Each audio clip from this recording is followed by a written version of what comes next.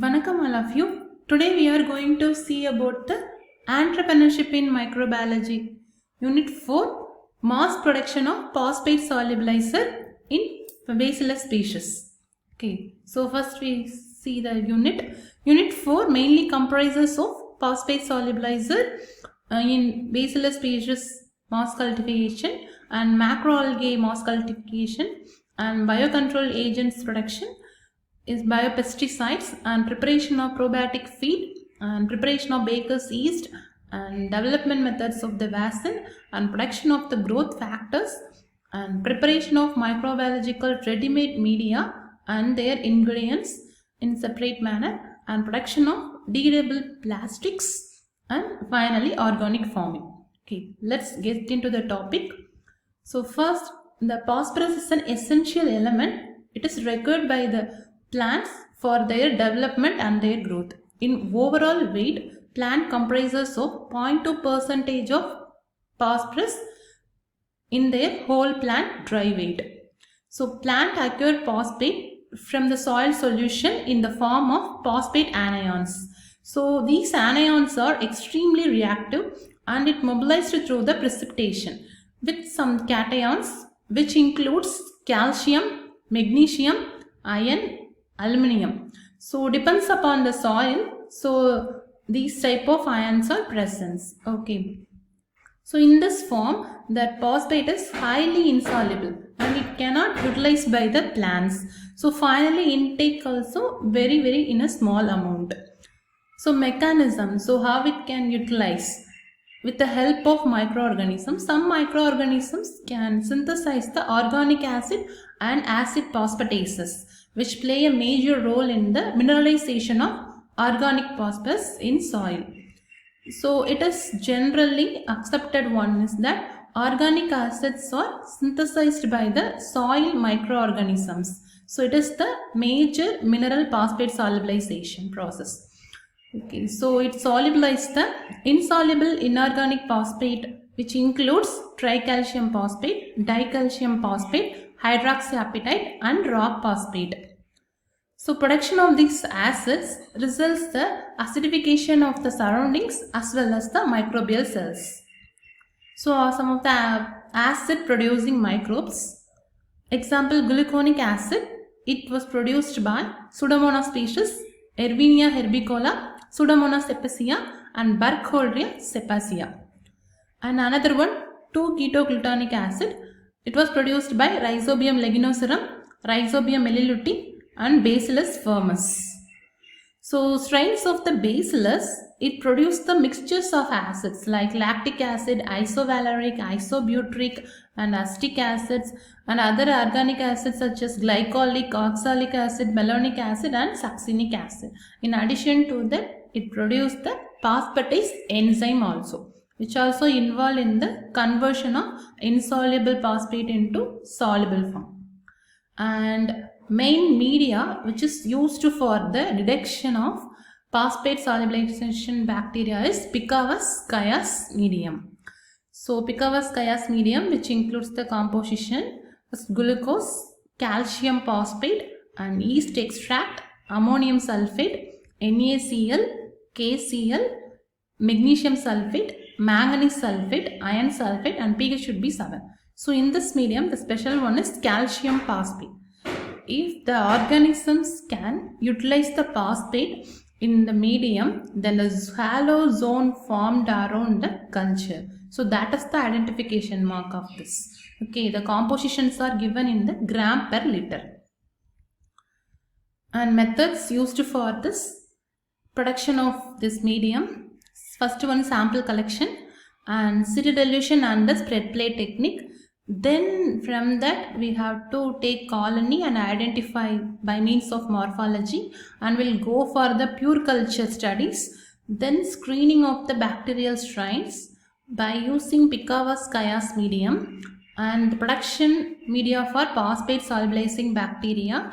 Then we'll go for the mass production and after the production we'll go for the carrier material mixer and curing process and finally it was subjected to marketing.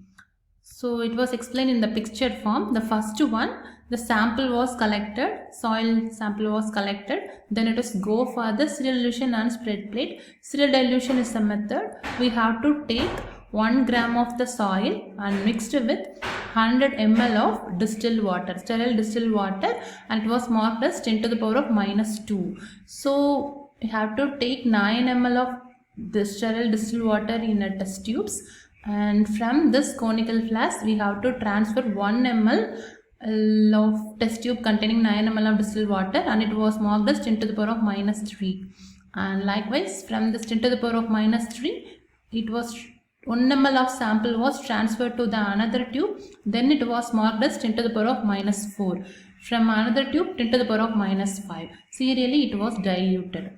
After that we'll go for the plating. For that plating we have to prepare the nutrient agar. Okay, in the nutrient agar we'll go with the spread plate technique.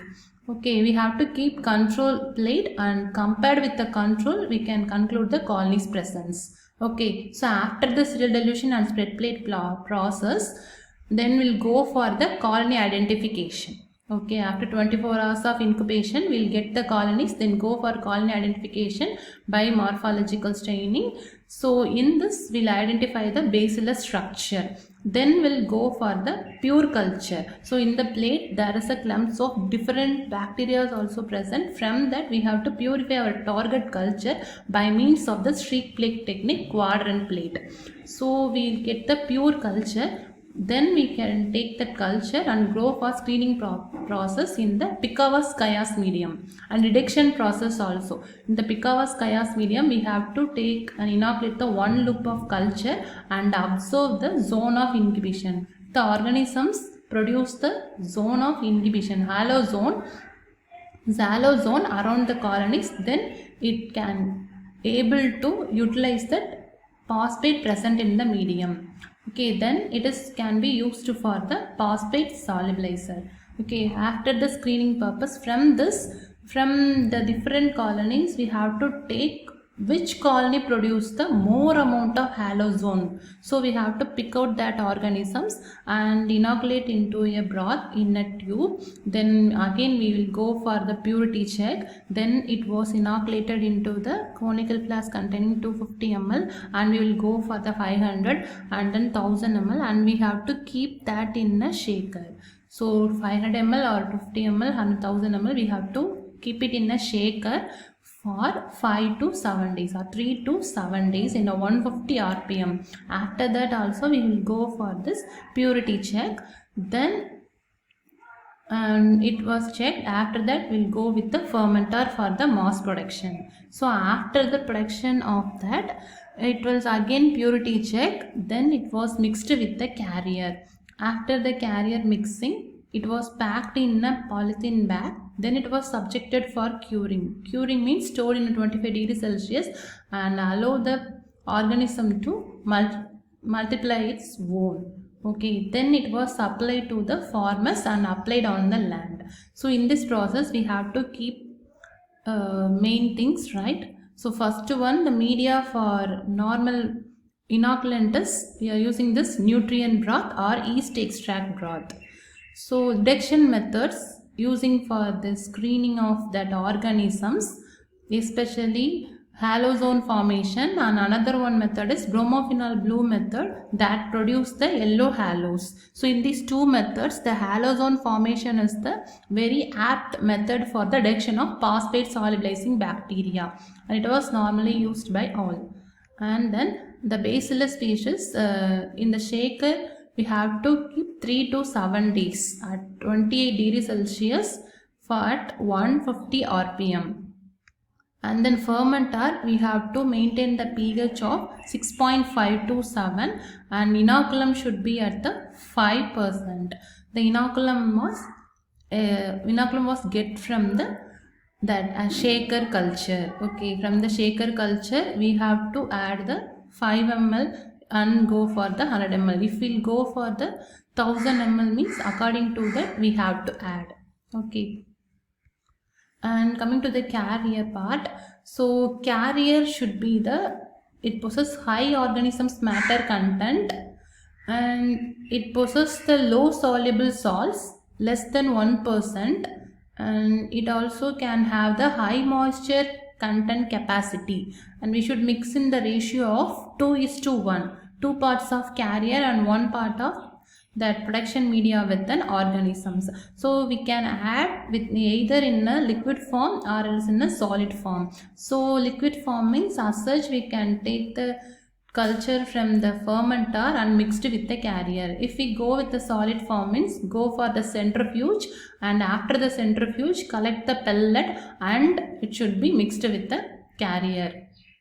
So carriers includes peat lignite, compost which includes the vermicompost and leaf manure, cellulose powder, charcoal powder, coconut shell powder, rice husk powder and press mud. We can use the cow dung also in this. And these are the some of the examples of phosphate solvating bacteria biofertilizers. Okay, these are the biofertilizer prepared using the phosphate solvating bacteria. It is available in the Amazon and then Flipkart itself. Okay, and some of the questions to think and how to identify the phosphate solubilizing bacteria. So what is the mechanism begin the phosphate solubilizing bacteria, how it converts the insoluble form into soluble forms. So name the media which is used to screen the phosphate solubilizing bacteria and why we are using that particular media, and carrier material used in the biofertilizer preparation, and what is the curing process. Okay, and you have commented answers in the comment box, and if you have any clarification also you can mail me. This is my mail id shivasan921@gmail.com and shivasan_sf549@anjakonline.org. Thank you.